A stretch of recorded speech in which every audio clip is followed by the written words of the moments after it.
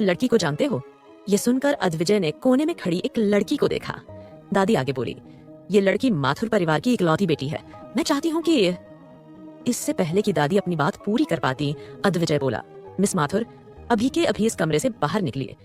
ये सुनकर वो लड़की डर गई। अद्विजय समझ गया कि वो लड़की दादी के कहने पर उसके कमरे में आई थी। इस वजह से अब उसका गुस्सा उसकी आवाज में झलक रहा था। वो लड़की डरते हुए कमरे से बाहर निकली। अद्विजय ने दादी से कहा, दादी क्या चाहती है कि मैं अपने मॉम डैड की तरह अपनी दादी को भी मरा हुआ मान लूं?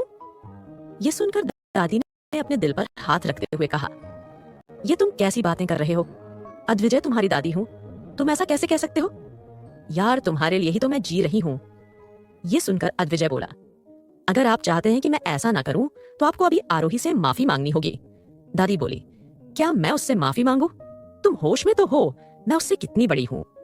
ये सुनकर अद्विजय बोला, लेकिन आपने बड़े होकर भी ऐसा काम किया है, सो इसलिए आपको माफी तो मांगनी ही पड़ेगी।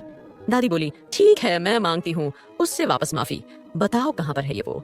ये पूछकर वो आरोही के बेडरूम में चली गई। जब उन्होंने बेडरूम में आरोही को देखा तो वो हाथ जोड़कर बोली, मुझे माफ कर दो आरोही, मुझे इतने बैलून कार में नहीं रखने चाहिए थे। इस पर आरोही ने कोई जवाब नहीं दिया। धानी ने अचानक अपनी आंखें खोली और जब उसने दादी को हाथ जोड़े हुए देखा तो वो बोली, मम्मा, बड़ी दादी, माँ माफी क्यों मांग रही है? आरोही कुछ नहीं बोली तो धानी बोली, बड़ी दादी माँ, आप माफी मत मांगिए। मम्मा आपसे छोटी है, आपसे कोई गलती कोई भी है तो मम्मा आपको डटेंगे नहीं। ये सुनकर दादी मुस्कुराते हुए बोली, बेटा तुम कितनी प्यारी हो। धानी बोली, थैंक यू दादी माँ।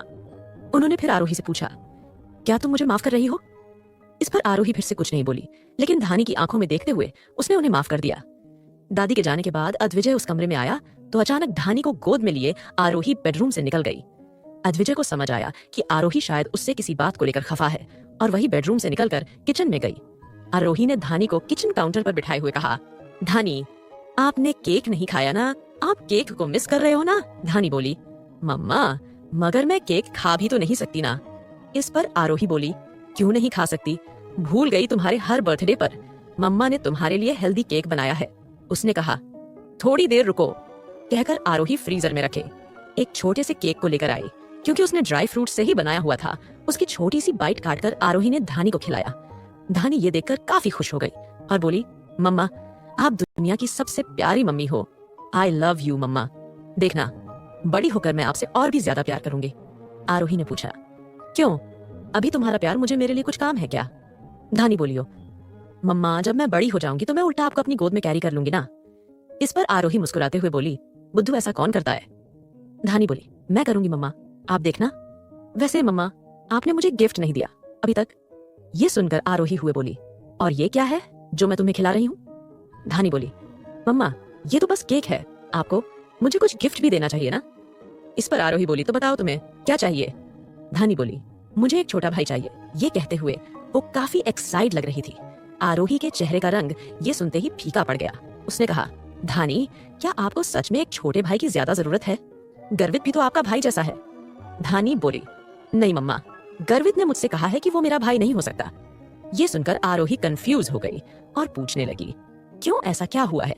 धानी बोली, मम्मा गर्वित ने मुझे बताया है कि मैं उसे सिर्फ अपना दोस्त समझूं, क्योंकि क्या पता बड़ा होकर वो मुझसे शादी करे। इस पर आरोही का मुंह हैरानी से खुल गया और वो बोली, क्या गर्वित ने तुमसे कुछ ऐसा कहा? इस पर धानी ने हाँ में सर हिला दिया। आरोही धानी का कान पकड़कर और बोली, तुम छोटे छोटे बच्चे ये किस तरह की बातें करते हो? और जब गर्वित ने ये कहा तो तुमने उसे क्या रिप्लाई दिया? धानी बोली, मम्मा धानी तो प्यारी और सबकी बात मानने वाली बच्ची है ना, तो मैंने गर्वित को हाँ कह दिया। इस पर आरोही ने अपने सिर पर हाथ मारा और बोली, ये बच्चे भी ना, मुझे गर्वित की माँ से बात करनी होगी। उस प्रीता ने कुछ ज्यादा ही छूट दे रखी है अपनी बेटी को। दोनों जब किचन में बातें कर रहे थे तो अद्विजय वहीं दरवाजे से टिक कर खड़ा था। उसने उन दोनों की बातें सुनी। जब आरोही ने किचन के एंट्रेंस पर खड़े अद्विजय को देखा तो वो खामोश हो गई। धानी ने जब अद्विजय को देखा तो वो बोली, डैडी देखो, मम्मा ने मेरे लिए केक बनाया है, क्या आप टेस्ट करना चाहेंगे? ये सुनकर अद्विजय अंदर आया। धानी ने अपने हाथों से अद्विजय को केक खिलाया। अद्विजय बोला, टेस्टी है। ये कहते हुए वो आरोही को देख रहा था जैसे वो कह रहा हो कि केक से ज्यादा केक बनाने वाली टेस्टी थी।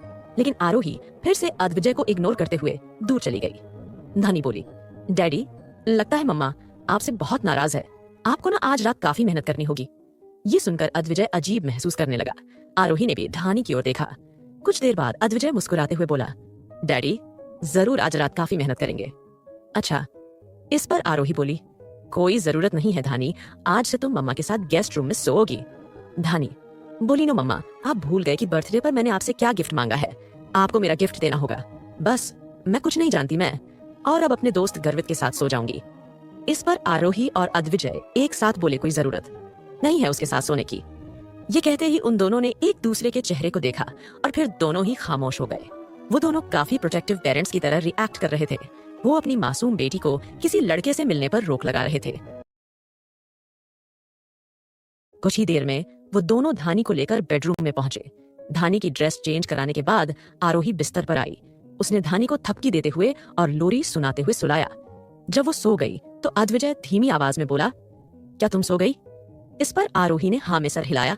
अद्विजय बोला, सो गई हो तो जवाब कौन दे रहा है? इस पर आरोही बोली, बस सोने ही वाली हूँ। ये सुनकर अद्विजय बोला, दादी अब कभी धानी के पास नहीं आएंगी? इस पर आरोही कुछ नहीं बोली। अद्विजय बोला, आरोही कुछ दिनों बाद धानी का ऑपरेशन है। इस पर आरोही बोली, हाँ जानती हूँ। अद्विजय आगे बोला, तुम्हारी दोस्त सौम्या और मृत्युंजय मुंबई आने वाले हैं। इस पर आरोही बोली, क्यों? ये सुनकर दिल बोला, क्योंकि मृत्युंजय अपनी बहन के बगैर नहीं रह सकता। और इस पर आरोही बोली, और क्या? अद्विजय ने कहा, मुंबई आने से पहले मृत्युंजय के कहने पर सौम्या का यूट्रस निकाल दिया गया है। ये सुनकर शौक के कारण आरोही अचानक बिस्तर से उठ गई और बोली, क्या? लेकिन ऐसा कैसे हुआ? ये सुनकर अद्विजय ने उसे सारी बात बताई तो आरोही सौम्या के लिए काफी ज्यादा बुरा महसूस करने लगी। उसने घड़ी में टाइम देखा तो रात के काफी ज्यादा बज चुके थे। उसने सोचा कि वो अगली सुबह सौम्या से बात करेगी। अगली सुबह आरोही ने सौम्या से बात की तो सौम्या खुश नजर आ रही थी। वो मृत्युंजय के साथ रहना चाहती थी तो आरोही ने उसे ज्यादा कुछ नहीं कहा। वो धानी को हेल्दी खाना खिलाने पर और उसके साथ ज्यादा टाइम बिताने पर ध्यान देने लगी। जब धानी को उसके ऑपरेशन के लिए ले जाया गया तो आरोही धानी को पहले शिवजी के मंदिर में ले गई। दोनों फिर हॉस्पिटल पहुंचे। हॉस्पिटल वार्ड में खड़े दंश को देखकर आरोही ने पूछा, क्या डोनर आ चुकी है? दंश काफी देर खामोश रहा। फिर वो बोला, वो कुछ देर में आ जाएगी, उसने वादा किया है। ये कहकर वो वार्ड से बाहर निकल गया। आरोही धानी के पास बैठी थी। उसने धानी का हाथ कस के पकड़ा हुआ था। धानी ने